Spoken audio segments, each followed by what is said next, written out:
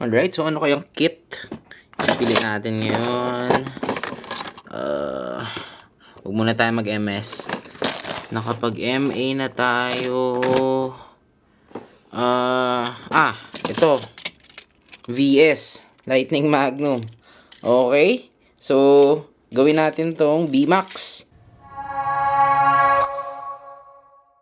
What is up everyone, Sharon here, hoping you're safe and great. After ilang months na hindi tayo nakapag-vid about Tamiya, ito na tayo and babalik tayo to build a VMAX or extra category na VS chassis. So, let's go!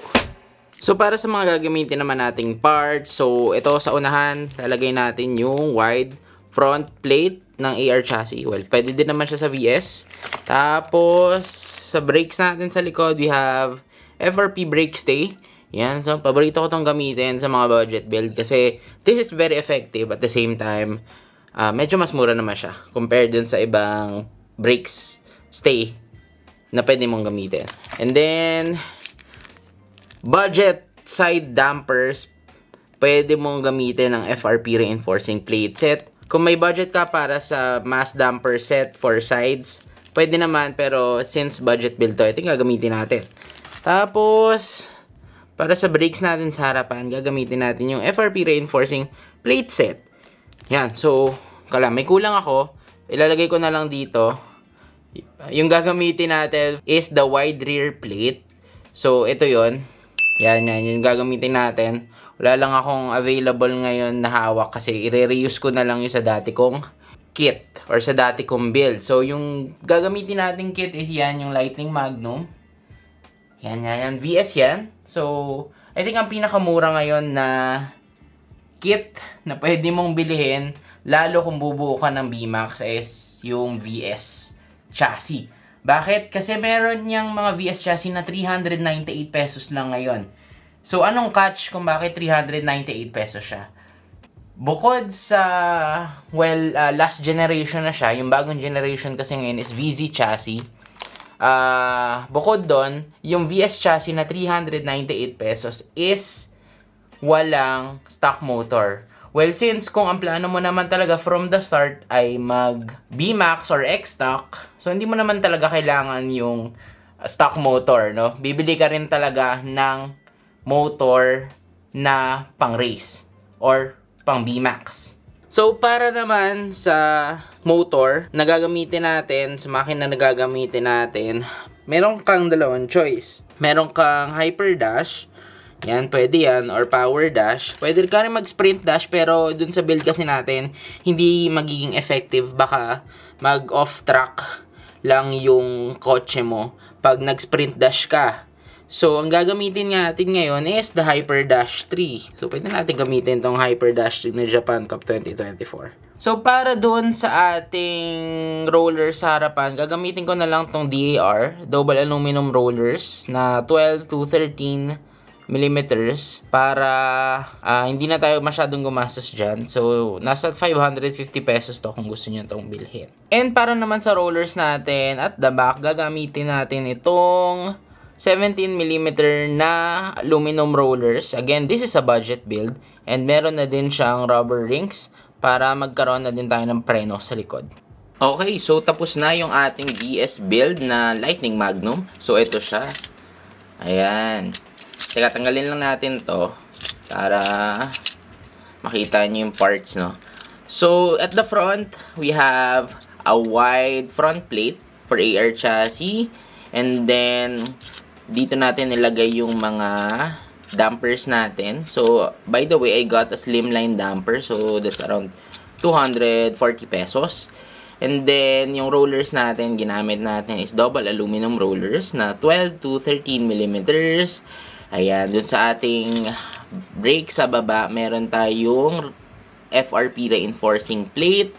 Ayan, so pag bumili ka kasi nito may isa pa. So 2 pieces kasi siya per pack. So may extra ka pa. So pwede mo pang gamitin sa iba mong build. Of course, dun sa ating side, gumamit tayo ng reinforcing plate na short. Tipid kasi yan. So kung gusto mo ng medyo tipid na side dampers or gusto mo maglagay ng dampers sa side, yung plate na to or yung FRP na to yung pwede mong gamitin as a budget option. Yan. And then may dampers din tayo dito. Yung dampers na to ay nagkakalaga na around 240 pesos din. Yan. So, itong FRP reinforcing plate I believe nasa around 140 or 150 pesos to depending na sa shop. And then, ito yung ating Hyper Dash 3 na Japan Cup 2024. And nagkakalaga na ng around 235 to 250 pesos depending kung saan ka bibili. Ayan. So, yung gear natin is yung stock gear na nandito na sa Lightning Magnum, which is a 3:5:1 gear ratio. And then, sa wheels natin, gumamit tayo ng medium na super hard tires. Ayan. Kasi yung tires nitong Lightning Magnum is hindi pa naka-hard. Mostly ng VS tires, no, hindi pa naka super hard. Unless na limited edition siya. So, mga gantong version, hindi siya naka-super hard. Unfortunately, lalo kung yung bibili mo is yung tag 398 pesos lang. Yan. So, next, yung sa likod natin, wired rear plate. And this cost around 185 pesos. And then, yung brake natin sa baba is the rear brake stay set, which is nagkakalaga ng 250 to 320 pesos depending kung saan ka bibili. Ito, slimline dampers as well. No, so, nakaset to with this one. Yung dampers natin sa harapan. Slimline dampers yan. Nakaset na yan. So, isang gastusan ka lang dyan.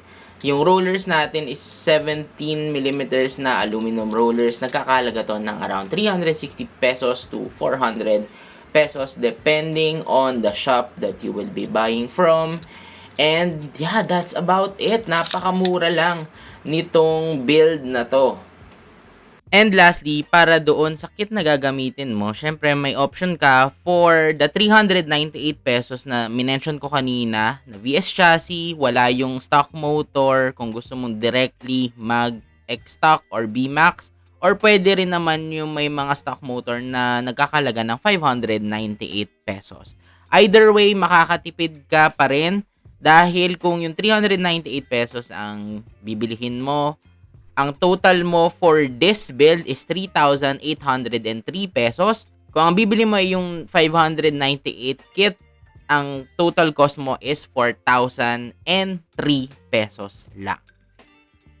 So, sa ganong halaga, makakabuo ka na ng isang VS chassis na B-Max or X-Stock category na pwedeng makipagsabayan. So, konting configuration ka na lang with the dampers, konting configuration ka na lang with the gear set, kung anong gear set yung gagamitin mo, ikaw na bahala magtimpla dyan. Pero this will run, no? Although, again, this is a basic budget build. Kung meron kang additional budget, pwede mong i-upgrade yung ibang parts depending doon sa gusto mo or depending sa budget na meron ka.